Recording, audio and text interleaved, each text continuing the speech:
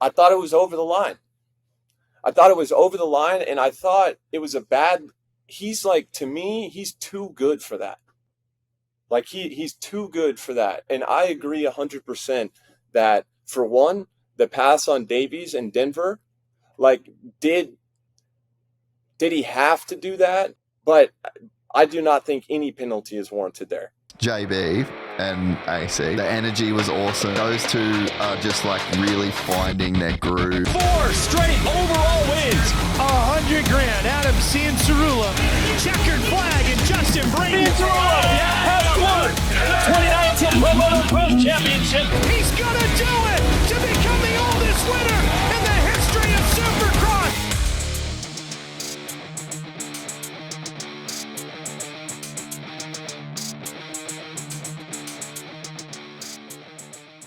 Welcome back to another episode of the AC and JB show. We are live, kind of, from the MGM Grand. I'm staying, doing Pulp MX later tonight, so had a little extra time in Vegas. And Justin, man, we've got a lot to talk about. Today. Yeah, there is no doubt about that. This one's going to be fun. So much to cover. I've seen the 9 back on the track. The Kawasaki 450 was ripping. So we got to talk about that. Obviously the Deegan stuff. Shimoda's clutch, ice cold when he needed to be. And Jett, just being Jett, man. Just Jett being Jett. Yeah, we'll get into it more, of course. But I thought the post-race show, having Hunter and Jett both up on stage, you could feel that emotion. And it wasn't elation. It wasn't excitement. Like, Jett was genuinely upset for his brother. And I think that whole dynamic, the two brothers at the top of the sport is already crazy in itself. But I think we don't talk about their dynamic enough. And of course that starts with Dazzy, and it's always family first, like Stu said on the broadcast, which I just think that is such a unique thing. I think they're doing a great job with that. But a lot to get into. Track preview, how'd I look? JB, I was nervous. I was nervous because we only had like a half hour. I only had a half hour track time before the press conference. And so, kind of a longer lap time. There were some booters out there, that big step down double. I went to the test track last Tuesday to just, try to get the juices flowing a little bit. But I was scared. Some of those blind jumps, I'm like, just kind of check in, make sure. But I thought I was pretty clean. One of my favorite parts of the weekend was Friday morning. You're going to ride about 10:30. So I show up early, we have our race day live meeting, go over the rundown. Then you're like, all right, I'm going to go gear up. So I went and met you over the truck. Homeboy's on the spin bike getting ready. Oh, yeah. You were loosening up on the spin bike, and I'm like, wait, what's going on here? And it was so funny because you have been saying that, and this is actually cool. It's good for the fans to hear this. When you're locked in for Race Day Live, tell the viewers and listeners, like, you like to eat healthy, take your AG1, stretch, meditate. Like, you like to treat it like racing. Well, then you show up and you're riding. You wanted to treat it like another race day. And I love it because that's how I would be. And I was in your boots at Indy. I was nervous. I was like, man, I haven't rode in a while. So, yeah, that's the thing, is a lot of people think that you're just going to show up and be like, oh, yeah, no problem. I mean, it's Adam Cianciarulla. He's just going to grease everything. He's going to look pretty good, and he's going to do everything second lap. It's not really like that. It's like you show up and you haven't done it in a long time, and you want to take it serious because it's serious stuff. If you case a big jump out there or something happens, it's not fun. And you want to look good, right? Like, you want to feel good out there, and a lot of people were watching. So I enjoyed it. It was fun seeing you back on the track. I think for one, like, yes, what you said about being prepared, you know how it is. It's like you fall to the level of your preparation. And with Race Day Live, like, yeah, I'll show up with some donuts sometimes, and we're talking about the 64-ounce coffee that I have. But I do like doing my homework. I do have like a little routine that I follow because I want to do my best. And I know you're the same way. And I think that's one of the reasons we we work really well together. But in terms of warming up before the track preview, I don't know how your hips are after a 20-year career in racing, but my hips are like concrete, dude. So it's a necessity. Like, I just have to get the blood flowing. I will say something that I was really happy about. When I rode the test track, Kawi test track on Tuesday, I rode Glen Helen the week before for Kawasaki's media intro of the new 26 KX250F. And doing the track preview, my hand felt a lot better. That's some of the first times I've ridden where that wasn't the thing that I was the most focused on. I actually really didn't even notice it. And I wear a Mobius wrist brace. I have since that started bothering me. And I didn't even realize that I didn't put it on for the track preview. I didn't realize till I got back to the truck and I saw it sitting there and I looked down at my wrist. I'm like, dude, we might be onto something here. Hey, So well, I'm starting to get excited. I'm going to jump right to it then, because you know what everyone's thinking, including me right now. You know what they're thinking. What are they thinking? The 9 looked good under that truck, and there's that second seat. I don't think I have enough time to get ready, dude. I don't think I have enough time. What do you got, Going to 3 months? Australia for a month.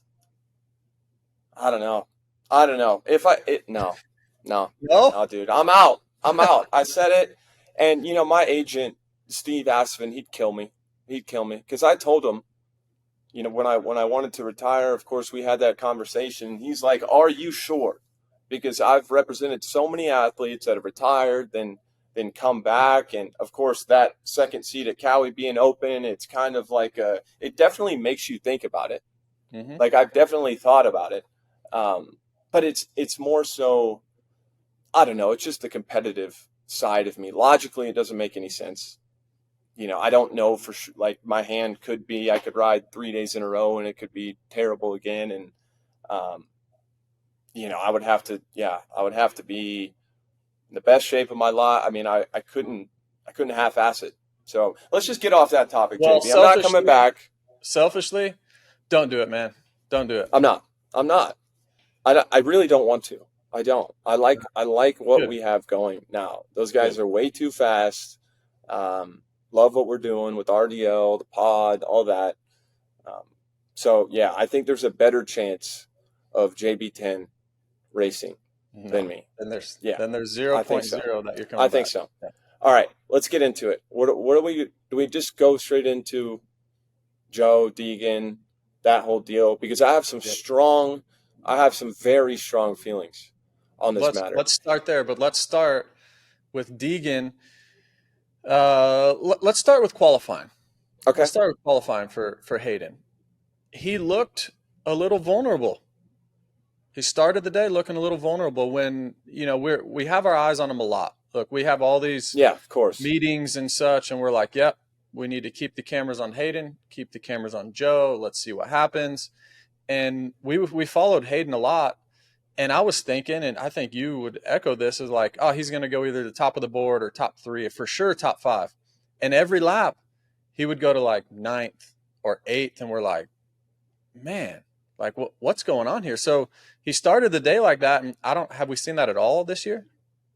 No, we haven't, which is strange because he's been lights out come championship time so far in his career. But one of the things I will say, we saw Jett make mistakes in qualifying. He made a big one right there after the start, almost crashed. And then a half a lap later, he fell on the tabletop. It was hot. It's 90 degrees outside. The dirt's already pretty hard packed. I think with the track, the way that it was so watered, it's so easy to override it. Yeah. It really is so easy to override it. And if you go out and practice and the first couple times you put down are not where you want it to be, you're making mistakes, really easy to just kind of get in a panic. And it looked like that's kind of what it looked like. Deegan looked like he was behind the 8 ball and he was trying to make up for it, and that kind of led to more mistakes. But he did show up. He showed up in that first moto. Yeah, no doubt. You know who else showed up? The 30. The 30 showed up. Dude, he did, man. He did. really And that was such a – with Joe, I've seen him. I trained with him for a couple of years, and, of course, you guys have seen him ride. When Joe is on, when he's feeling it, remember that Washougal ride where he won by like 40 seconds? I mean, the ceiling on this kid is unbelievable. He really – and he's got that jet thing going on, like very efficient, not a lot of movement. Style translates to all different types of tracks, different conditions. Fit gets better as the day goes on. The track gets more beat. He somehow likes that more. But that was the one thing that we didn't know with Joe. Is like, is he a gamer? Is he really going to show up in the big moment? And that was his first taste of it. Dude, I got to give him an A+. I really do. 10 out of 10. I mean, exceeded all my expectations. Admittedly, he said he wasn't, other guys had more pace than him. But, dude, every time he was challenged, that second moto, he stepped up, never looked like he got ahead of himself. Very solid night for the 30, man. Yeah, this was the single biggest day of Joe Shimoda's career this past Saturday, and he absolutely delivered. Like, I think moving forward, 2026, this last Saturday meant so much for not only the SMX World Championship this year, but also moving into next year. I just think this does so much for his career because he was up against his back against the wall somewhat to arguably the most intimidating guy in our sport because Hayden's going to jaw you, he's going to talk to you, he's maybe going to try to clean you out like he did, all of it, And he withstood all the pressure. My favorite part of the weekend was his press conference comment. Oh my God. When Hayden basically came up to him and said, "You don't know what's coming to you today." And he said, "I don't speak English." That's the best. That is crazy. So good. And so, yeah, I mean, what else can we say? It was absolutely amazing for Joe Shimoda to do what he did. And the other thing I think is so cool about Joe, and I think this is a culture thing too, and in Japan and just how they're raised, honor, respect, all that. He never said a bad word about Hayden. Yeah. When even in the press conferences, on the podium, it's like everybody's trying to tee him up for it, tee him up to say something. And for him in that moment, think about it. I mean, like you said, it's the biggest accomplishment of his life, period. I mean, he won a championship. He climbed the mountain. And even in that, it's so easy to be blinded by your emotions. You just withstood trying to be taken out like 15 times. I mean, I don't think I would have, as respectful as I tried to be during my career, I think I probably would have had a couple words, like if I did win. But just the fact that he never faltered that way. Like no matter what happened, he stayed within himself. I think that's as impressive to me as the win itself. I thought that was so cool. Yeah. Well, let's get into it. You mentioned trying to take him out 15 times. Obviously, Hayden came in having to win, and Joe had to finish third or worse. We laid out every possible scenario. I'm sure the broadcast did the same. And Hayden in the pre-race press conference said, "No, all good, not going to do anything." And that second moto, he needed everything he could. He needed everything. He needed to throw the kitchen sink at him, and he tried. Now, I'll just give my 2 cents on this real quick. Give it to me. I don't mind him taking his shot.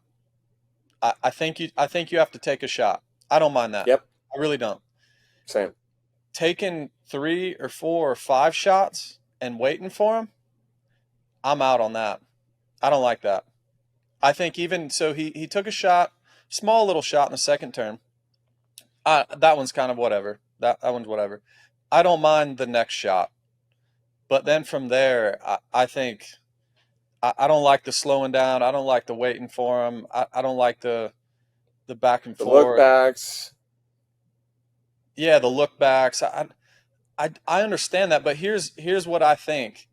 I really believe, and we laid this all out there once again. So he was on probation. He had a written warning. The next penalty, which I want to get into these penalties with you later in the show. But the next penalty is they're trying to make it, the AMA is trying to make it black and white. Your first offense is a written warning. No matter what, if you tee somebody up so bad, clean them out, written warning.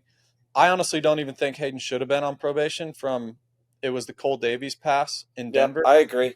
I don't think he should have been on probation, so I think he should have had a clean slate going into the playoffs, but he didn't. And the next offense is 5 points. Thank you to the AMA and Mike Pelletier and Ezra Lusk and everyone there. They were very clear on what these penalties were and what they were looking for. With the whole broadcast team, we talked to them 2 different times. They sat in on some meetings. We asked some questions so that we could lay it out clearly on Race Day Live and the pre-show and such. And then obviously Weege and RC and James were in on those meetings and were able to have a clear, definitive, pathway on what could happen potentially if he rides aggressive. In saying all that, I think what was happening was plain and simple that whatever happened, however he cleaned out Joe, the maximum penalty he could get is 5 points. So he wanted to take him out so bad to where he finished further back in the field to where Hayden would have that insurance of those extra 5 points would still be able to win him the championship even if he got docked those. So I think that's what he was going for. Obviously Seth was still in the mix, but I think he wanted to take Joe out to where Joe either something had a malfunction, couldn't continue, whatever it was, but he needed to beat him by a certain amount of points, and I think that's what he was going for.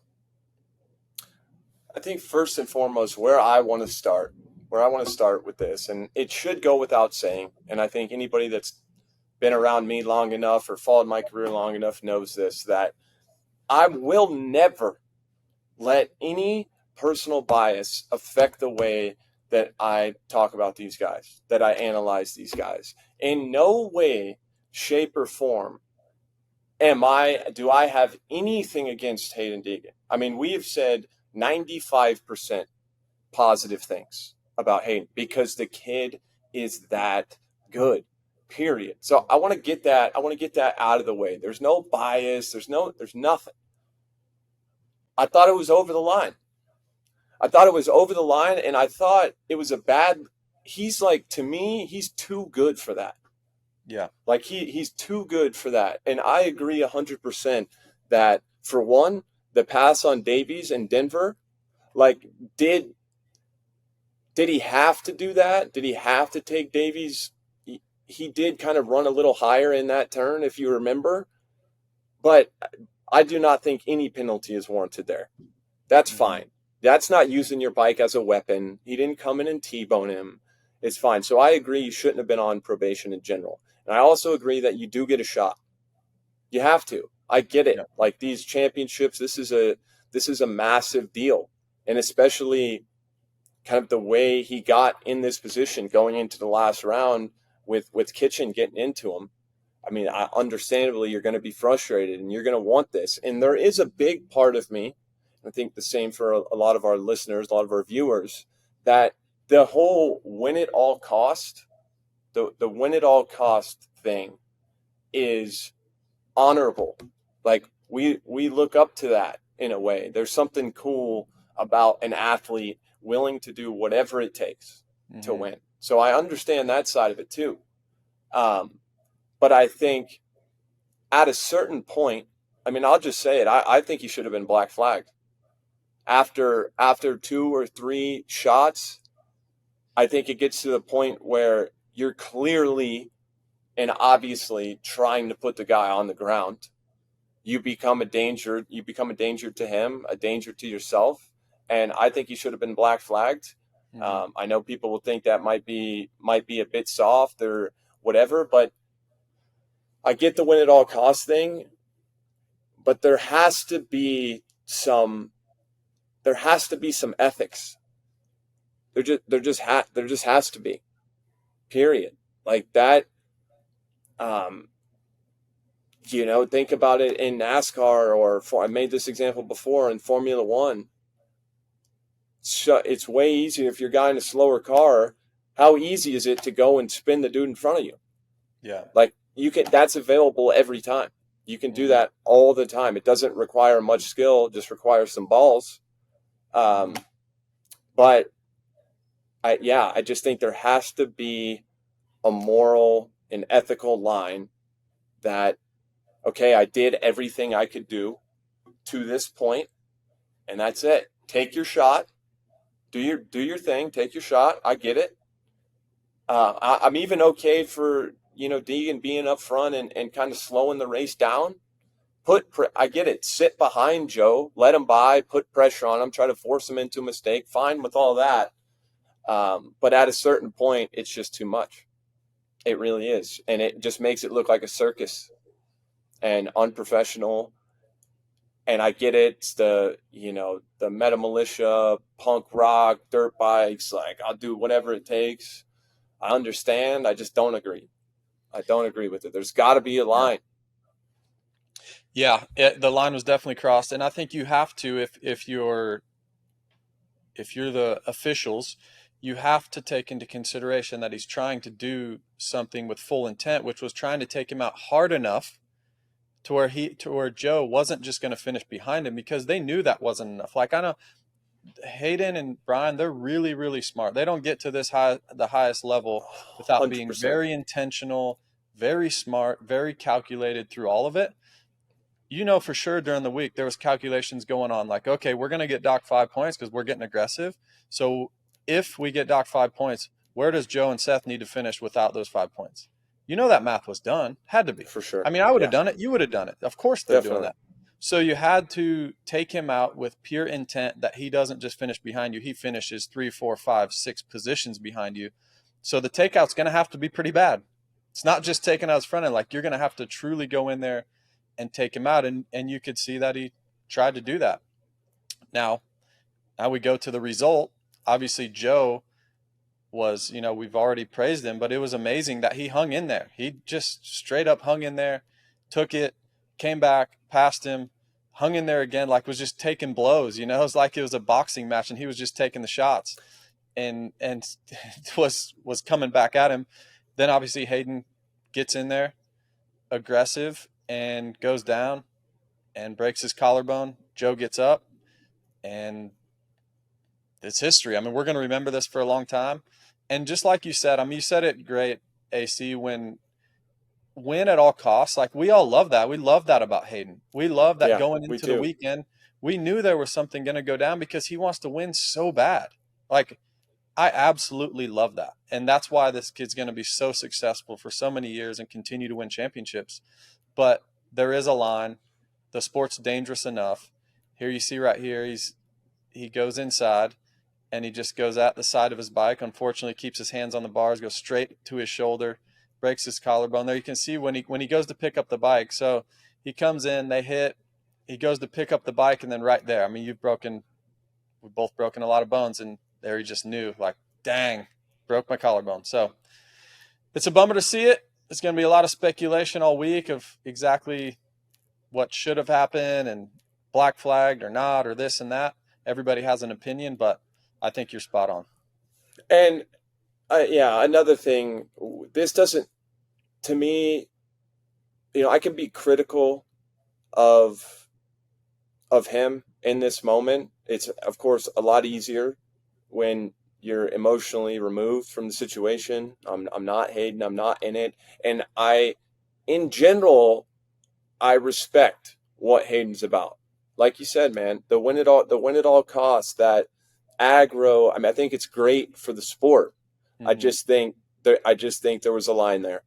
I think there's a line there, and especially for someone who is going to be essentially the face of this sport for as long as he's on a motorcycle.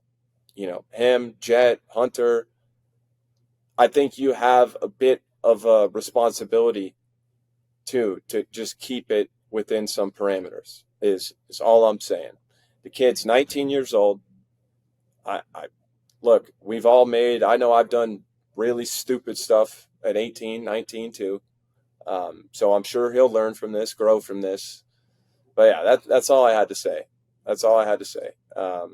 We've been trying to get Hayden to come on the show for a while, JB. I think this analysis of this situation, it might kind of push that back a little further. I don't think we can bank on that anytime soon. Yeah, I mean, yeah, I hope he knows how much we respect him. Obviously, we talk highly of him for, I mean, like you said, 95% of the time, but we also have to call it like we see it. And then the last thing I'll say about Hayden, I hope he continues to push the envelope. I hope he doesn't change. Even if we think he should have been black flag this time, I hope he pushes it the next time. Maybe just don't push it quite as far, because I love it. I think the fans out there, you can root for Seth Hammaker, clean cut kid, hard working, blue collar. You can root for him. You can root for Haiden Deegan. You can root for someone from Japan and Jo Shimoda and his calm attitude and calm demeanor. Yeah. Like, that's what's so great about our sport right now is whoever you want to root for, there's somebody for everyone right now. And I love that. So I hope he doesn't change that much. I hope he continues to ride aggressive. Won't. Yeah, and I don't think he will change. Like, I don't think he will. He doesn't care what we say. But I hope that he continues to push just right under that threshold. Stay right there. Yeah. That's the only thing I'm saying, man. It was just a little bit too far. But Yeah. It's fine. It's fine. It is what it is. Doesn't take away from the year he had a fantastic year. And already you and I talked about it right before we got off air. But dude, 2026 is not that far away. Mm-hmm. And I feel like it's going to be like the year. Yeah. Same. Where everything goes down. We've still got Tomac. We've still got that older generation in there. We've still got the younger ones coming up. Hayden going to 450s. Like, ratings, dude. We had 3 pre and post shows this year. Anaheim 1, Dallas, Salt Lake. Shoot. After next year, going into 27, we might have 8 of them. The ratings are going to skyrocket, bro. And a huge part of that is because of Hayden Deegan. And the way that he goes about it. You know, and in general, he has been very smart and calculated. Him and Brian have done a really tremendous job with everything. So that's pretty much all we have to say on that. JB, anything else? Yeah, I want to see some comments on this one. Let us know your thoughts. Yeah, what all you guys think? Think he should have been black flag? Do you think not? Do you think it's okay? Let's get the comment section rolling. I believe you strip everything back, and really it's an argument on is win at all cost. Is there any restrictions to that? Like, if you believe that, how much are you willing to compromise the rules or whatever to win? Mm-hmm. Some people will be like, you can do literally whatever. Ghost ride your bike. Like, there's some people that are going to be like that. Yep. And then there's some people like, okay, win at all cost to a point. When you break everything down, you strip everything away, that's the argument. Is win at all cost completely black and white. Is that completely okay or not? That's the argument. And the other thing is, for everyone watching and listening, don't just put yourself in Hayden's situation.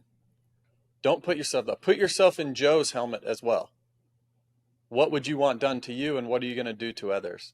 Like, that's where I come from, is like I said, I'm good with the aggression.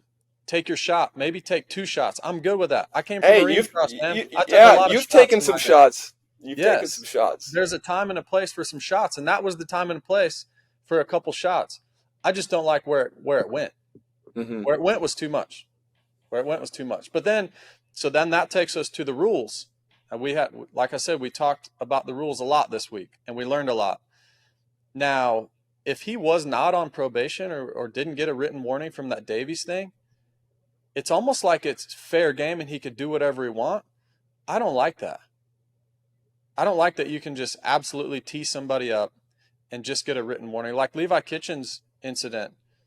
I mean, honestly, after like really analyzing that, I don't think it was horrible. Now there was clearly intent. There was all that. I don't think it was like, oh my gosh, that's the worst takeout I've ever seen. But you leave the door wide open for somebody to do that, for somebody to truly go in there and absolutely destroy another guy and injure them. And I don't like that. But then again, it's like, I know what the AMA is trying to do. They're trying to get this, here's specific black and white rules. If you do this, here's your penalty. If you do this, here's your penalty. So we don't want to leave it up to just judgment calls. I understand that, but I also think there's going to be a lot of talk this offseason of like what's truly right, what's wrong, because Shimoda didn't have any penalties on him all year.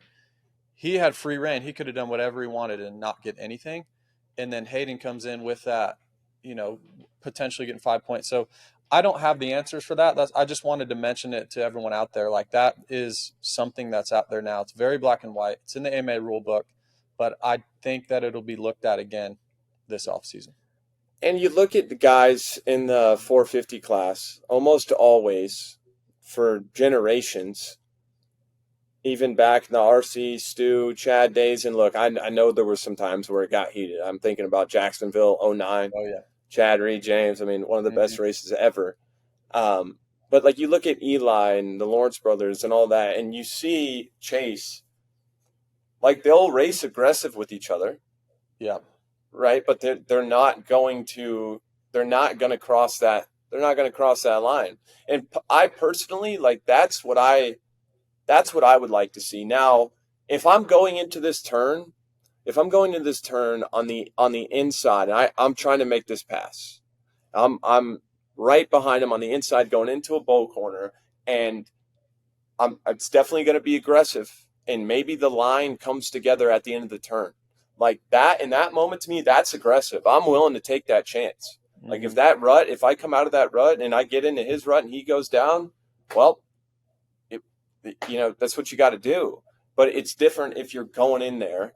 Clearly, I want this guy on the ground. Yeah.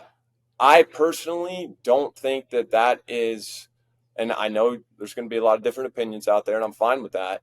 I don't think that is, I just don't think that's right. I don't. Yeah.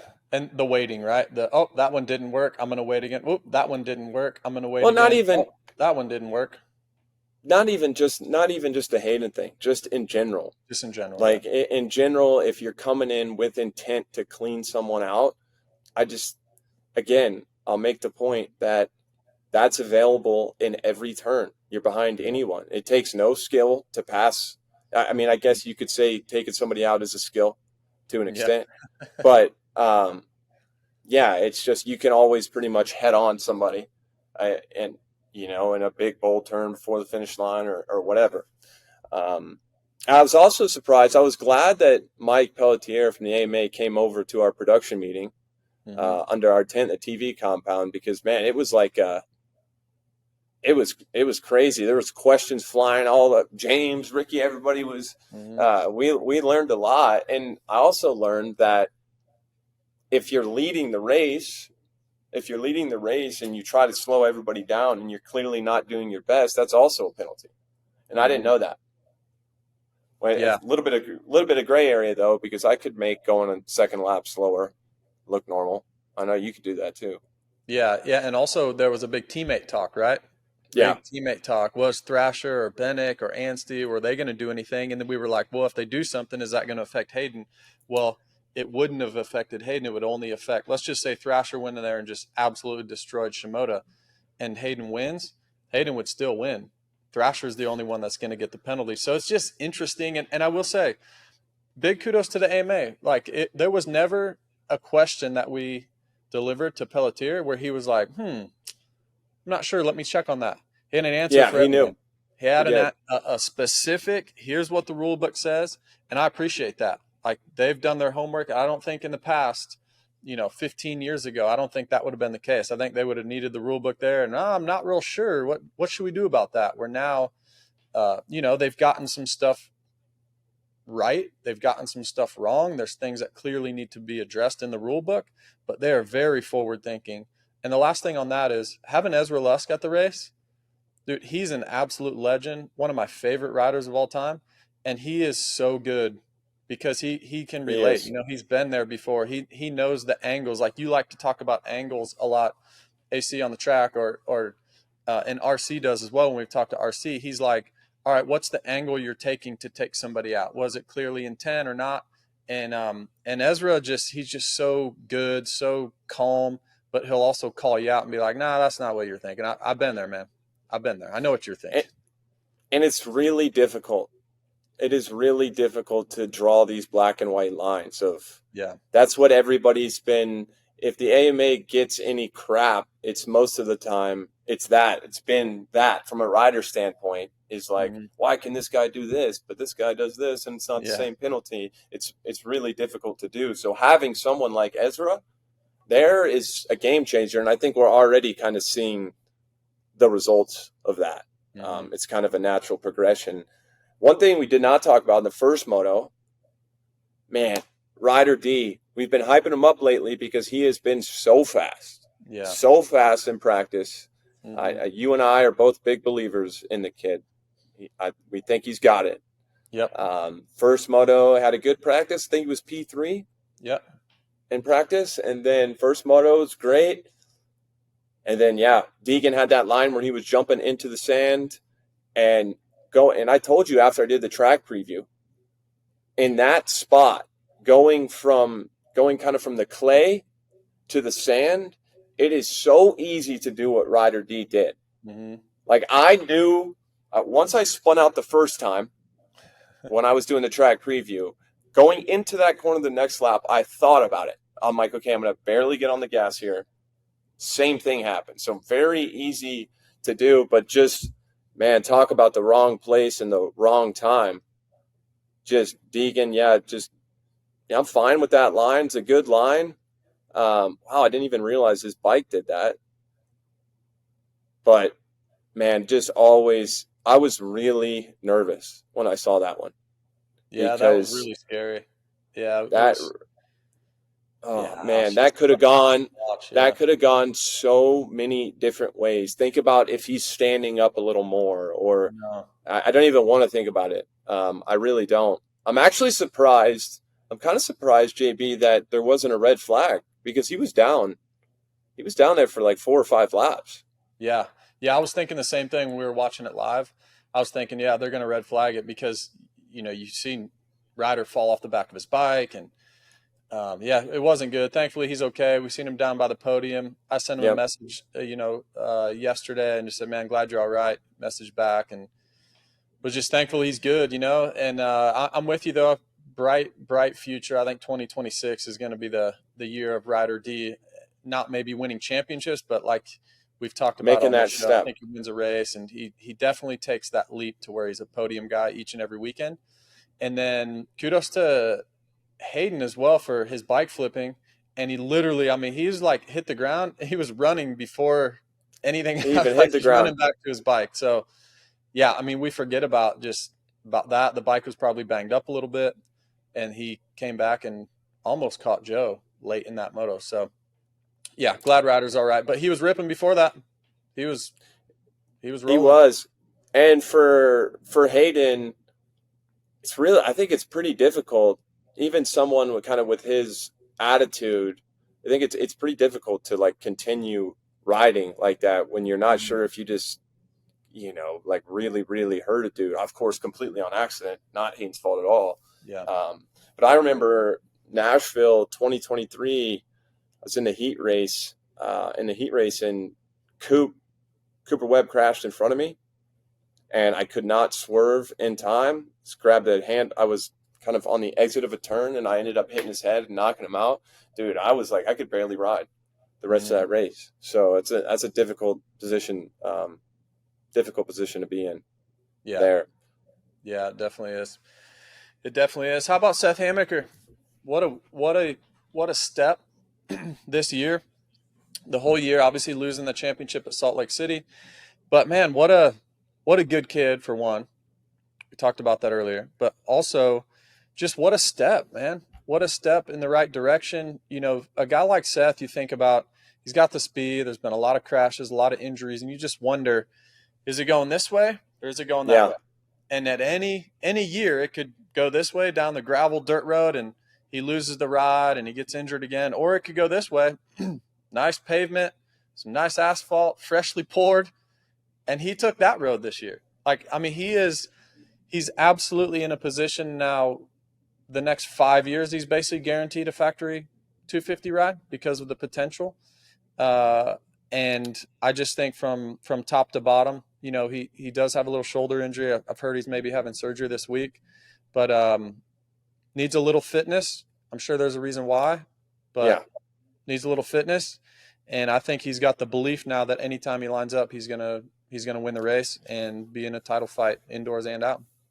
Yeah, like you said, anytime if you're a 250 rider and you prove that you can win races in Supercross, battle for championships, think about Cameron McAdoo, you are even with injuries, mistakes, or whatever. There's not a lot of guys that can win or have the potential to be a champion. So you're pretty much guaranteeing yourself $300,000 to $500,000 for essentially the rest of your eligibility, as long as you're still showing those flashes. So for Seth, one of the things that we talked about coming into the season was him moving to the dog pound with the Lawrence brothers in Florida and kind of the financial implications of that. I'm sure he pays around $50,000 to ride there. I'm sure he pays a practice bike mechanic around $50,000, maybe $75,000 to be there. And that's probably coming in this year, I would comfortably say that's half his salary. So he really rolled the dice. But I thought, and that's one of the reasons why we've talked about it so much, but I called him for the win at Indy after he got that podium at Daytona, because just being in California and watching that guy work, I really feel like mentally he's always had it. Like he's had that kind of quiet belief that he knows that he can do it. And he's just scrappy and gritty. He's not a guy that is ever going to have to be pushed to go do more laps or, even inconvenient things. Like sometimes you got to get on a plane and go to California to test. It's hard being in Florida, teams sending you a shock and then you send it back. It's like sometimes all those little things you have to do to go to the next level. He's going to do that. And I think he took a massive step this year, and he's undoubtedly either coast one of the favorites next year. I think he's got some work to do in outdoors still. He's got to get a little better outdoors. Yeah. But if you have a shoulder injury, like he's rumored to have had this whole time, that's tough. It's tough to get through outdoors with a shoulder. Like what the extent of it is? Have you heard anything? I have not, no. I haven't. The only thing of course, I have a lot of experience with shoulder injuries. And, yeah, basically, if you partially tear your rotator cuff or your labrum, they're going to give you an option. Your orthopedic surgeon will say, okay, we can go in and fix it. This is generalization here. We can go in and fix it, or you can rehab it. And if it's fully torn, almost always, we have to get this. You have to get the surgery, and that's probably a good 3 months. So I'd imagine he'd be East Coast next year. Yeah, I had rotator cuff and labrum surgery. It is like my worst injury of my career. The rehab was absolutely terrible, man. Terrible. And I think he's already had a couple shoulder injuries before, and I think I had 5 surgeries on my left shoulder and 2 or 3 on my right. And I can tell you, man, you know how it is. The rehabbing that thing, that is a grind. It's tough. That's like the worst area. I would rather rehab a knee every single day of the week than a shoulder. Shoulder's difficult. That I had this like pulley system where you like say you can only get your shoulder to here, and the pulley gets straight. Oh, I've never been in so much pain in my life, man. I felt like my arm was just gonna rip off. That's actually kind of a side note. I'll try to keep this quick, but that's something that happened. So when I got my Lawerence procedures, which is like this crazy reconstruction on my shoulders, I have like this hereditary thing where I have like really shallow joints or something. So I was dislocating all the time. So I got this surgery that's basically like a bone graft that holds your shoulder into place. And when I went to rehab, they said, we're not going to, because my surgeon, Dr. Greenbaum, he was, very well versed in dirt bikes. And he's, we're not going to rehab to get the full range of motion back. So there's a better chance that it stays in the socket. Well, then that worked. My shoulder never came out of the socket again. But, dude, now it's really affecting the golf swing, man. I was going to say. Lack of range of motion, and my shoulders are they're weak, dude. So, yeah, I have no doubt Seth will be just fine. we'll talk about 450s. Before we do that, with Chase going down, Hammaker's getting surgery, Deegan's got a broken collarbone. What are we going to do for nations, dude? What's USA do? RJ Hampshire 450 and Justin Cooper 250. Line them up. That's the call? I think. Don't you? Don't you feel like Justin Cooper deserves a little break? I mean, dude, that guy, he's the only guy in the league that raced every single race. Mm-hmm. If I'm him right now, I want to go home and shut the blinds, lock the doors, and sit on the couch for about 10 days. So respect. He's driving Lambos in Vegas. He's flying private jets. I mean, he's fine, dude. He's fine. Yeah, Jay Coop, he's a good dude. They'll do pretty good, I think. I actually think Jay Coop would be great on a 250. Yeah, great starter. Yeah, that's not a hot take by any means. He's obviously been great, but that 250 is probably about as fast as his 450 anyway, so not much. Okay, so let's move on here to the 450 class, unless you have something. Anything else on 250? I just want to give kudos to Jordon Smith. Speaking about shoulder injuries, he had a huge crash in qualifying, and I mean huge crash. If you guys didn't see it, go. Maybe Cole, we can put it on here, but it was unbelievable. Looked like he separated his shoulder. I'm just speculating. It's just what it looked like. And then he still goes out there, gets sixth on the day, goes 10-7, collects a bunch of money, gets seventh overall. Dog. I mean, North Carolina boy, just as tough as they come. Well done, Jordan. Oh, he is. And those southern boys, dude, they're built different, dude. You can kick them while they're down, they're still getting up.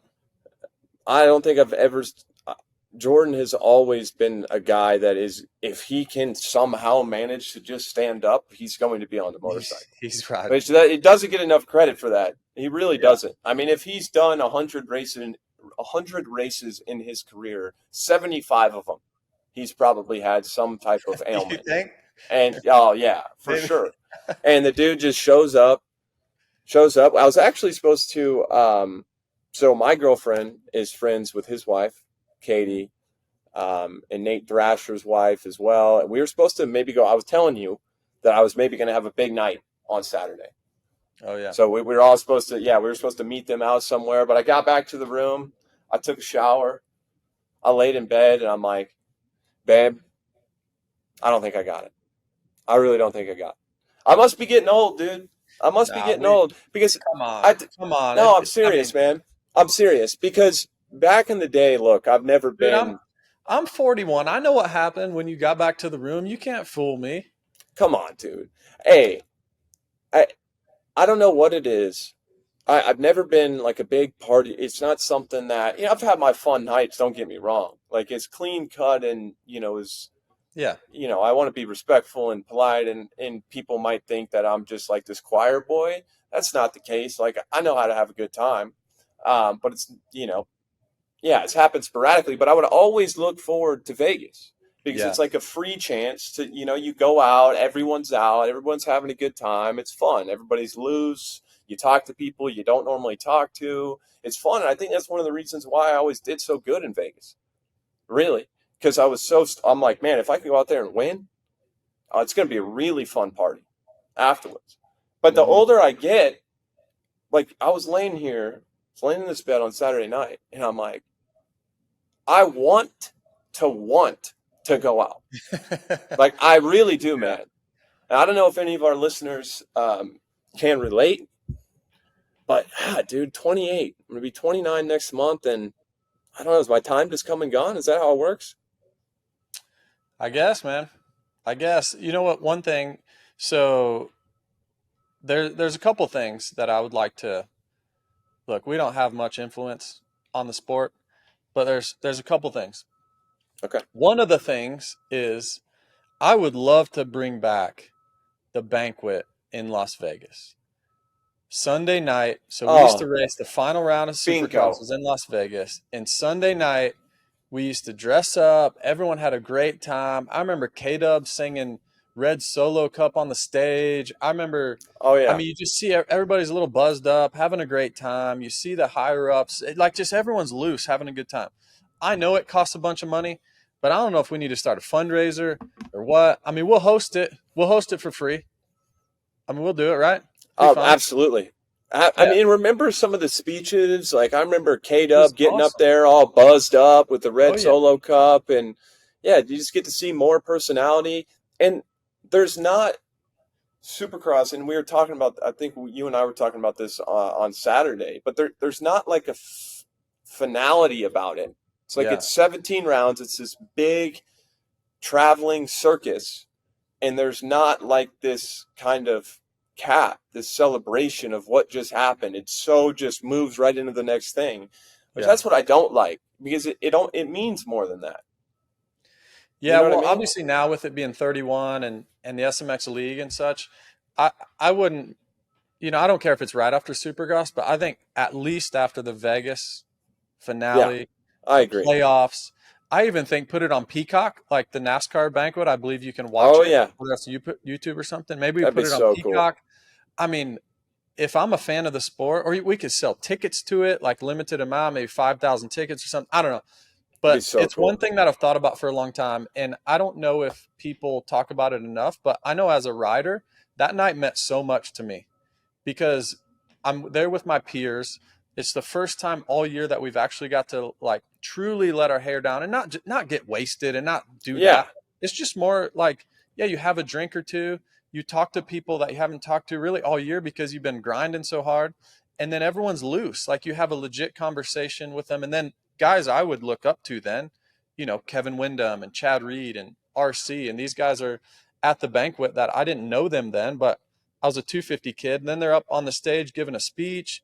Also love to see the emotion come out because it's one thing to see the emotion from Jett and Hunter that we got to see. Obviously, there wasn't much elation. It was more bummed for Jett was bummed for Hunter, and Hunter was bummed he didn't win. But what about if they slept on it for 24 hours and they got to give a heartfelt speech and started tearing up? Or like, I love that emotional side of athletes because we don't get to see it much on Saturday night because they're so locked in. I don't know. I just think, look, I know it costs money. It costs a lot of money to put on, but I think the sport deserves it. I think our teams and riders and I think they all deserve it. And I don't know. It's one of my favorite things that I miss. I know you and I've talked about it off camera, but I think you feel the same way. I'm glad you brought this up because now my wheels are really turning. Yeah, we have talked about it, but imagine too, like having different awards, Please, comeback yeah, rider of the year, absolutely. some type of like Walter Payton man of the year Yeah. type of award like they do in the NFL, somebody that's given back to their community or somebody that's Hmm. doing a great job with the fans, bringing more people into the sport. Yep. There's a lot of different ways you can do that uh, too, and I do think that it's just and it's also just a big enough deal now. The sport, the money's starting to be there. Hmm. We have a great TV package. It makes sense. It It's makes time. sense. You see It's time to it bring in it back. F1. F1 Mhm. has a cool little banquet at the end of the year too. I really love that you brought that up, JB. Who knows? Like you're right. We're just a couple of washed up racers here, but maybe we will get the wheels turning. I don't know who we need to Yeah. talk to about that. Yeah, and even a red carpet, like, one thing I like to tune into Yeah. for the red carpet, you see, like for NASCAR, or even like the ACM or the Country Music Awards, you like to see them all dressed up, and then like, oh, who's that person's wife? What's she look like? Who's that person's husband? What like you see this dynamic, and I don't know who are they tight with? Who are they friends with? Oh, I didn't know. For instance, your girlfriend. Oh, I didn't know that AC hung out with Austin Faulkner because they're, Faulkner's wife and your girlfriend are friends. Like, oh, that's cool. They got a picture together. And I don't, Yeah. there's so many layers that go with it. And then the one thing that came to mind about an award, one of the last ones we went to, Christina Denny, who is now part of the AMA, great lady, Does a does a great lot for the job. sport. Yeah. Yeah, she does a great job. She got team manager of the year. I believe it was team manager of the year. Don't quote me on that, but it was something like that, some sort of award. And it was the first time that a female had gotten the award. and she was really emotional, like, and she showed it on stage. And I love that moment. I thought it was such a cool moment for the I sport, remember that. and people got to see it. And if you just get the award and you send it out, and so I love recognizing people across the board, not just the champions, but I love like the Walter Payton Award, the Man of the Year, the Woman of the Year. So yeah, it all costs money, but I think it would be so fun to do and so cool for the sport. And like I said, I think it would do some ratings on Peacock. I think people would watch it. Do you believe in the law of attraction? Yeah. Yeah. I think that, I don't know, this is obviously, something smaller, I guess. But I have been, like, before I go to sleep at night, I'll lay there for like 15 minutes and, yeah, do the law of attraction thing. Like, think about the things that I want. Yeah. Like, you try to be as in-depth with it as you can. And, yeah, the more that I do it, I'm kind of getting on a bit of a tangent here, but the more that I do it, it's like the easier it is to like have this almost delusional faith that everything's going to. And I will say, dudes, I've been doing this like since I retired. The way that my life looks right now, I'm telling you, it's exactly what I was thinking about like a year and a half ago. It's crazy. But why I brought that up is because I'll throw that in there. I will throw the banquet in with my usual 15 minutes. Love it. So I have full confidence that this time next year, you and I will be a little hungover. I hope so. Okay, we got to talk 450s. We got to talk 450s, man. Let's start with the positive. Let's start with the positive. Jett Lawrence. I don't know what else there is to say. I don't. I really, truly don't, man. I'm really at a loss. I'm at a loss. And you guys can say, yeah, glazing, whatever you're doing.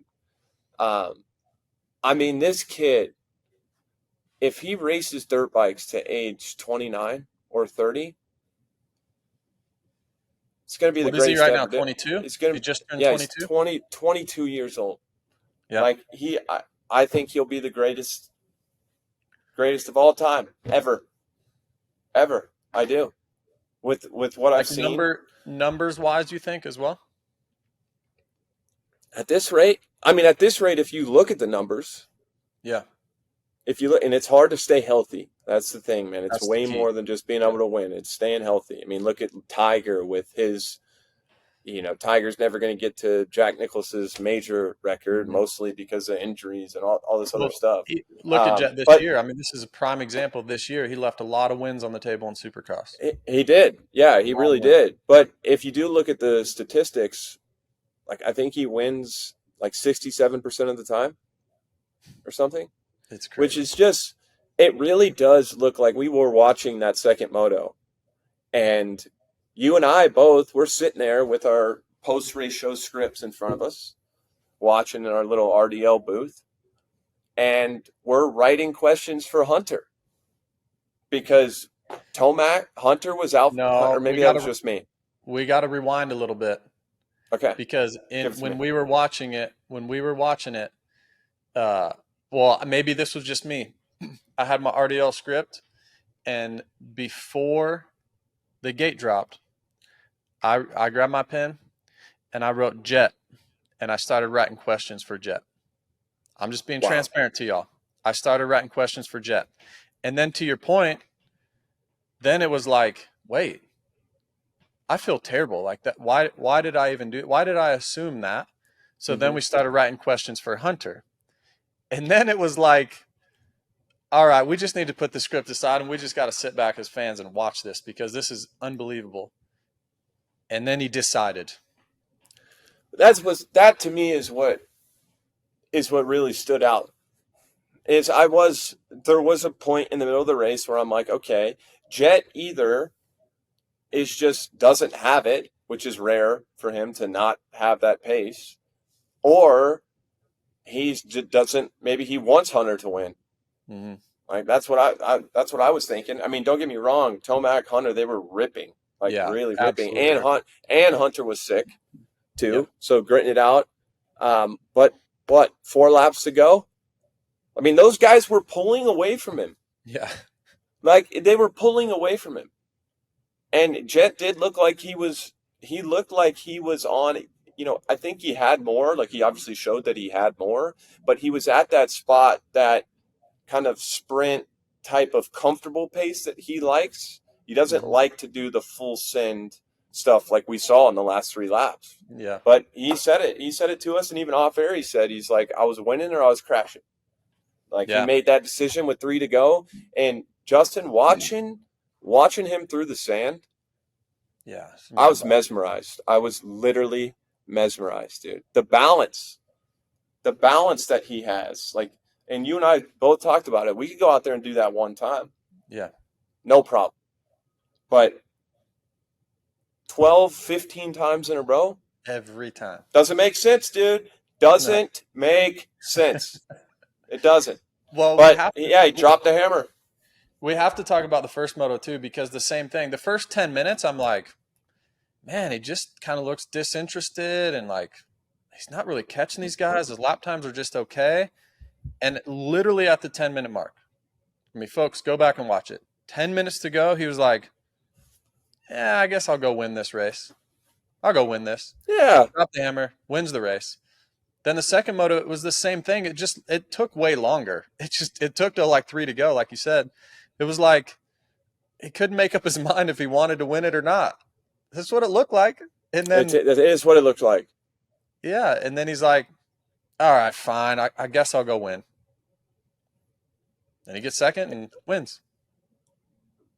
It's just, yeah, I don't know. I really don't know. I mean, it's kind of why Hunter. So we had him on the post race show, and it's been really fun to do that this year. And last year we did it a little bit too, to see the emotion. And you and I are friends with all these guys as well, so we've got some personal relationships.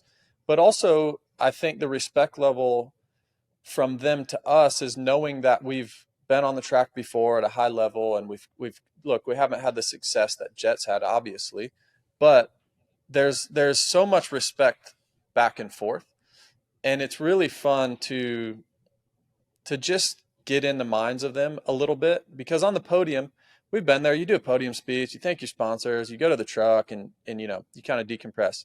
Where this has been really cool, because you do the podium stuff, and then they get to hang for 10 or 15 minutes, and then your thoughts really, like, it's almost like everything soaks in like 2 or 3 layers deeper.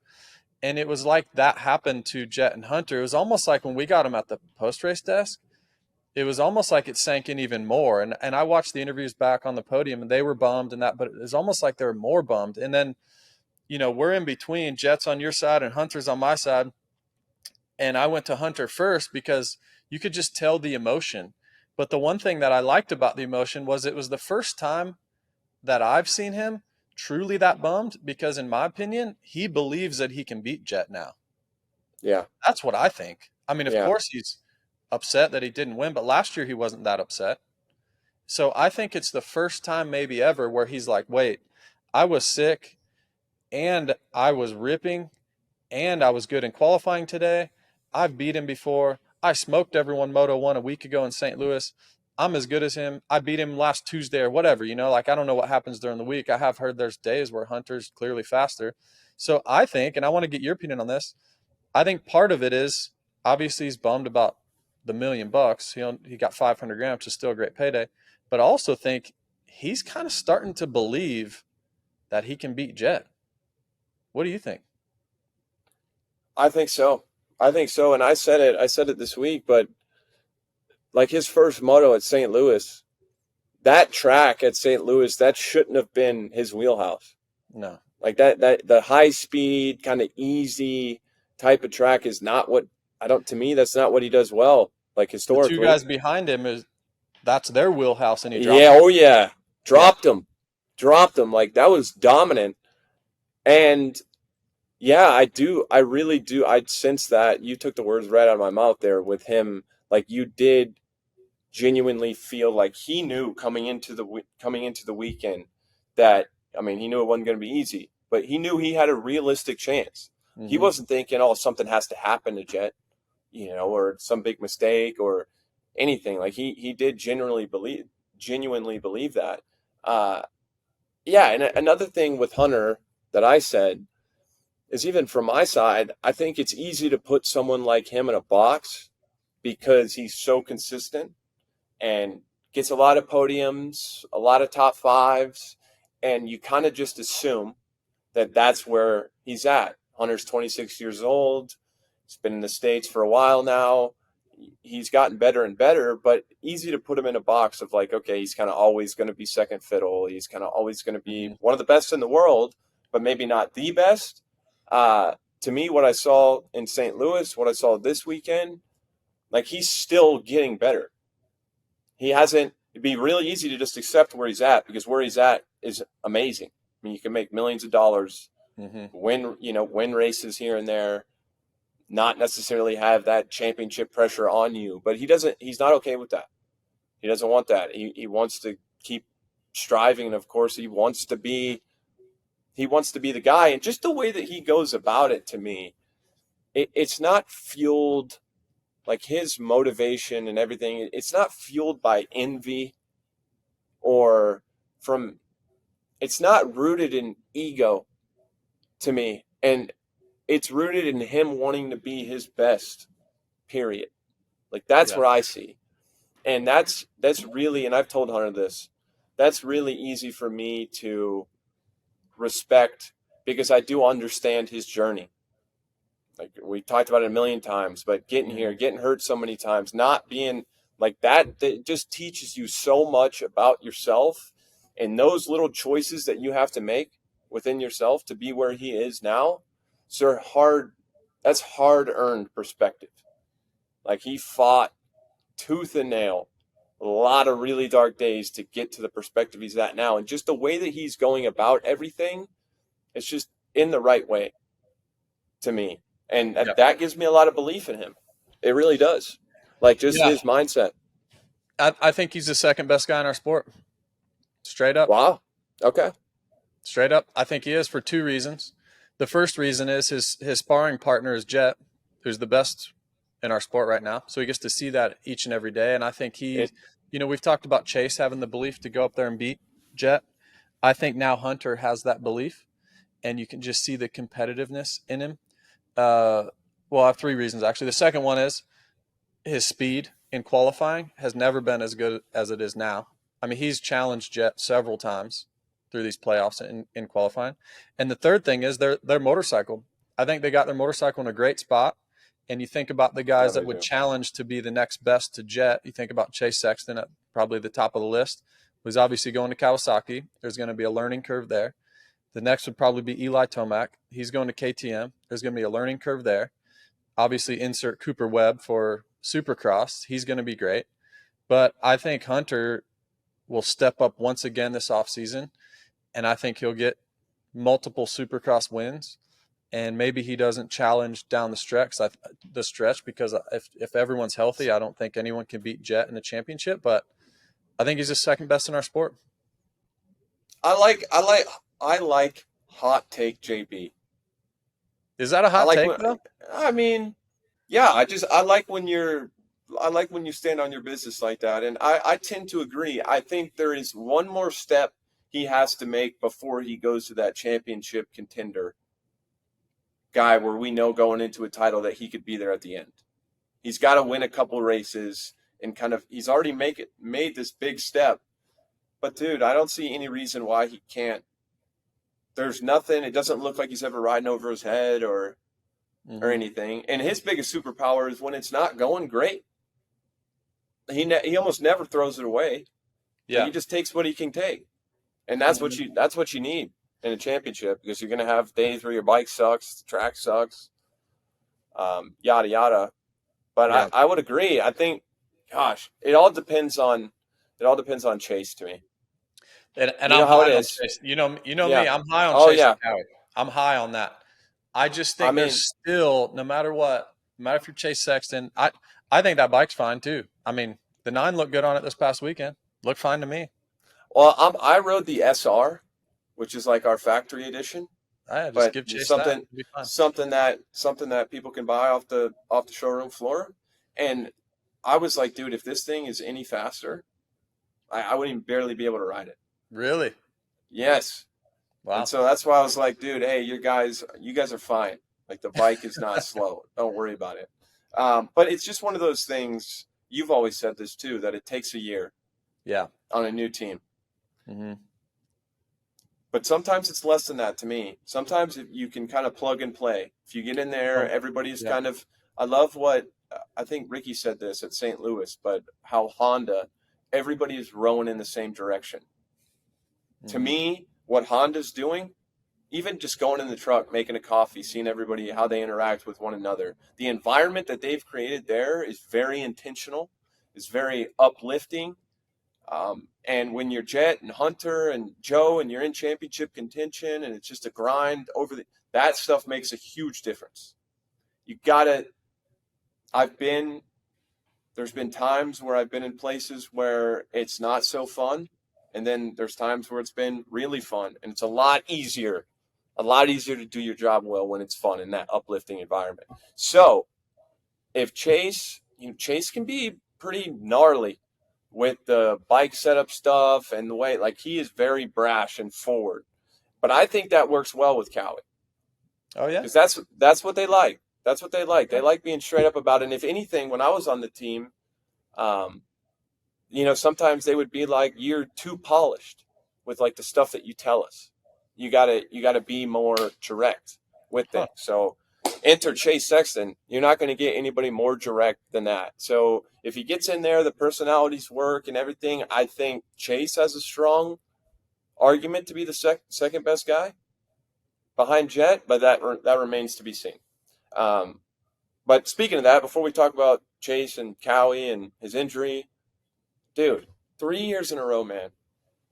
3 years in a row, DNF the last moto at the finals. Coliseum, Vegas last year with Barsha, and this year. And I thought it was a little bit strange. The crash was insane, and I'm glad he's not torn up worse. It was so bad. Oh, not even fun to watch, man. Not fun to watch. No. And I thought to myself, okay, Chase is I sensed that he was a little disinterested. Wasn't that good in qualifying, but wasn't super bothered. I get it. But I thought, there's no way he's going to hit the deck. Yeah. Because he's not, you know what I mean? There wasn't that desperation like, oh, I got to go do this. So I was a little surprised that he went down. I know they've had problems with and I haven't talked to anybody over there or Chase himself, but I know they've had problems with the shock. I don't know. Maybe the shock broke. It's pure speculation. I know nothing at all, but I just thought it was a bit strange. Yeah, I mean, the way he crashed, I didn't see the beginning of it. We've only seen the end. But endoing into that single where he did, that tells me he got kicked, obviously, off the single before that. That would come from the rear end of the bike. Now, we have purely I mean, sometimes that happens and everything goes right. You just hit a kicker, which could have happened. Yep. But with everything that's happened in the past, it's hard not to assume he got kicked, and maybe because when the shock fades, I know they're having an issue with that. It tends to speed up, so the rebound is really, really fast. That's a potential cause for that. Not going to really speculate. All I know is that was a massive crash, and I'm glad to see he's up and walking and talking and all of it, man, because that was bad. Side note, I've looked at my phone a couple times. JB, I just want you to know that I am interested in what you're saying. I just was letting my lady know that she is good. I sent her down, got her a massage, DMG while I did the pod. I just wanted to let her know that she can come back in here whenever. This is a laid back podcast. So I don't want you to think that I'm, disrespecting you. Hey, what'd that massage set you back? About 3 of them? 400? 300? I think it was 200. I did 50 minutes, not 80. Oh, okay. I'm in love. But am I $500 massage in love? No, I'm just playing. Not yet. But dude, and then so that's Chase. Tomac was good. Tomac was great. Really good. And dude, how about him on the podium too? Like this whole respect thing that they've got going on between the Lawrence brothers and Eli, dude, that's so wholesome, man. I love it. It makes me happy. Like, it really genuinely makes me happy. It's cool. Yeah. And I, you know, there's a place for the rivalries and people barking at each other, and that stuff's great too. But I get maybe even more enjoyment out of that. Remember, it started that way. Remember the beef? Oh yeah, last year in Supercross, there was and that was it started that way. It did, but it quickly ended. I think it was fueled by some other people on the outside, but yeah, it's clearly not that anymore. And I love Eli, man. He's just like, the brothers are good, they're fast. He just straight up gives them kudos. And when you watch Eli, you're like, yeah, man, no one's faster than that. Like, he is absolutely no shot. ripping. And actually, you called it from the very first time his wheels hit the track. He had some intention this weekend. Oh yeah, he was there with a purpose. He was rolling. Oh yeah. Anytime but I'm nervous, man. I'm nervous, AC. I'm nervous. I know you are. I'm nervous. I know you are. Tell us why.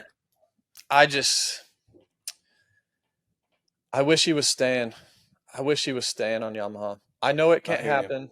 I know there's no money trees down at the old goat farm, Star Yamaha facility now. I know there's budgets. I wish he was staying. And I don't know if I like this move to KTM. Look, I know it was maybe the only option. I get it. KTM's a great team. I have a lot of respect for Ian Harrison. I think he's a great dude. Anytime I talk to him, he is awesome. Agree. I wish I'd have rode for him back in the day. Yeah, me too. But if you just look at it, for one, he's a cable clutch guy. Now, are they going to put a cable clutch on that bike? Bonafide. Yeah, maybe they put a cable clutch on it. He's a KYB guy through and through. KYB suspension. Now, 100%. Can they throw some inserts in there? Probably. He's big on the bike. He's heavy on the bike, as Chase is, but I think Eli's even heavier. He loves a super, super fast motorcycle. The KTM's fast, but I don't think it's as fast as the Yamaha. Mm-hmm. And and once again, I just think it takes time to get used to a team, time to get used to a bike. That's frame. A bike, a different frame. I mean, so many changes, and he's getting older now. You're more. What I noticed when I got older, it was like the window, the range to be comfortable in got smaller and smaller and smaller, and I don't like that. Now, I hope I'm so wrong. I hope I'm so proved wrong in this deal, and he comes out of Anaheim 1 just ripping and wins the race and all that. But I like this Eli Tomac, and we're not going to see it again. After Motocross of Nations, it'll be the last time we see him on blue. He should have come home. You think? He should have come home. Oh, that would have been great, actually. He got on a Yamaha, and he's been great. I mean, he wins. If it wasn't for the Achilles in 23, 2 straight Supercross titles, outdoor title, he's been great. But he also had such a dominant run on Kawi. Mm-hmm. And you love to see an athlete go back home and retire. I don't care what sport, baseball, hockey, football, whatever. Yeah, I would have loved. And really, dude, I cannot think of a bike with better characteristics for Eli Tomac than a Kawasaki. It makes total sense, actually. I know. It makes total sense. There's not a lot that I'm going to say around this subject. But I think that the way that Kawi and Eli split, and I was never one to insert myself in any of that. I'm a guy that minds my own business. I'm not asking anybody what's going on, whatever, but just stuff I've heard. It was a little bit less,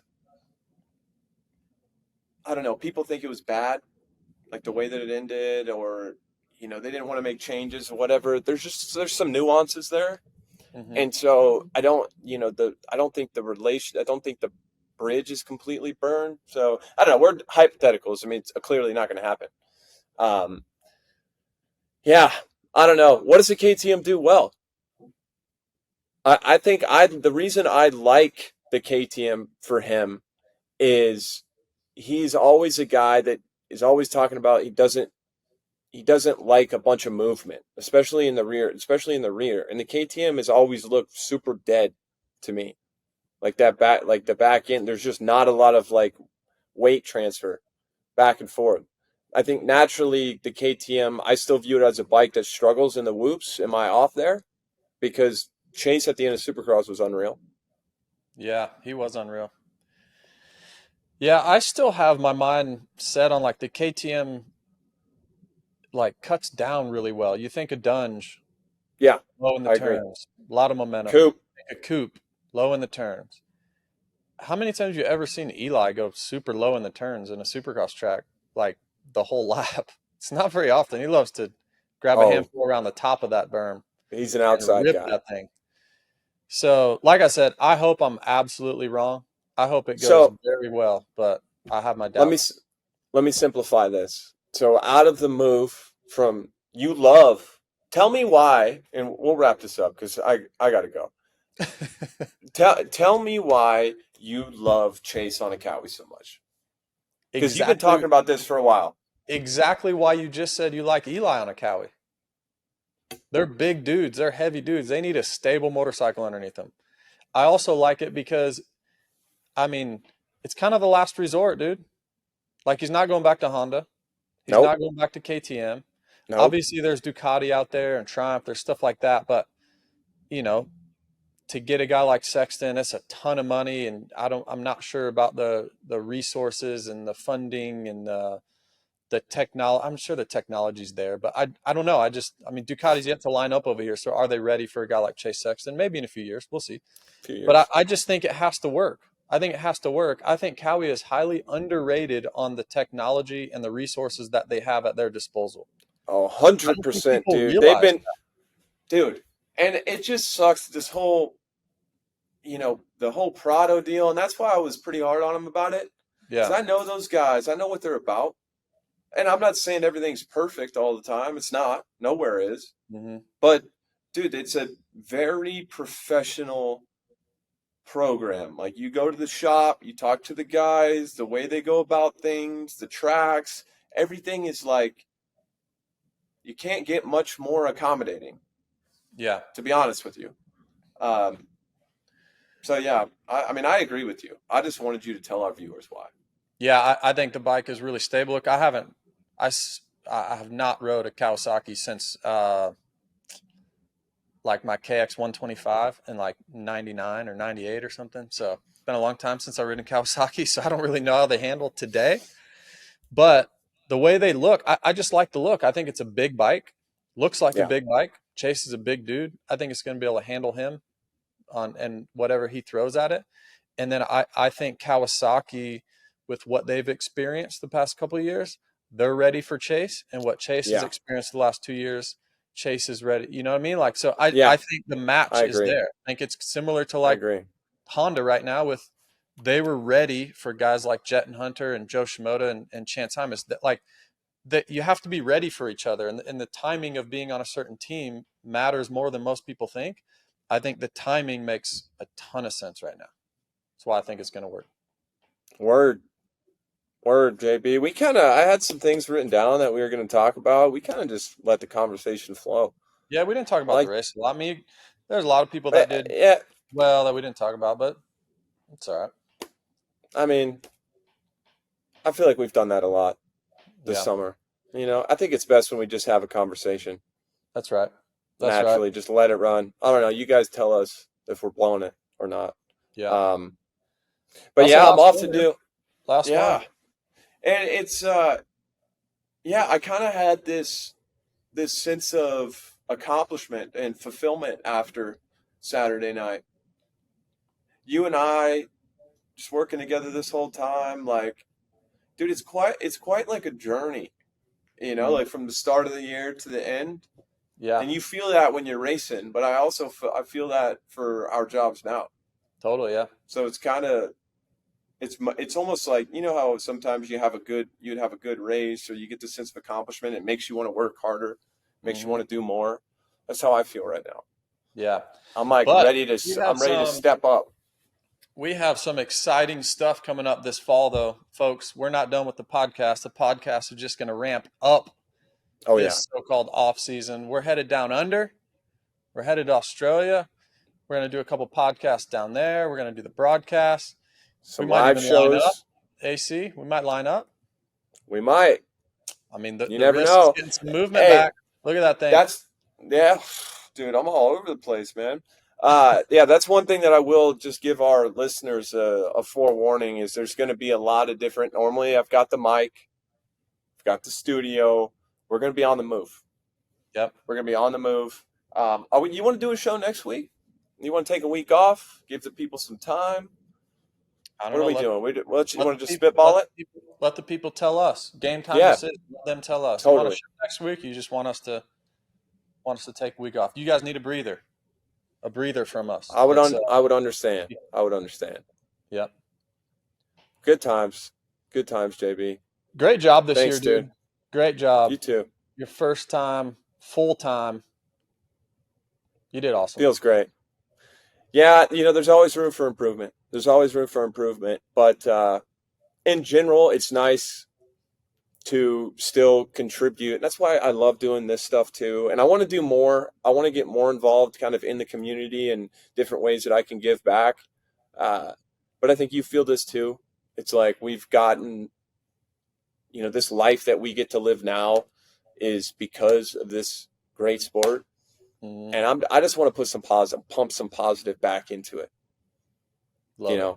So let's keep the podcast going. Let's just be better. Let's just keep being better. We appreciate you guys a lot. Thank you guys for listening all year, subscribing, liking, commenting, everything. And JB, of course, as always, I appreciate you, my friend. Thanks, brother. Enjoy the rest of your time in Las Vegas. Later. See y'all.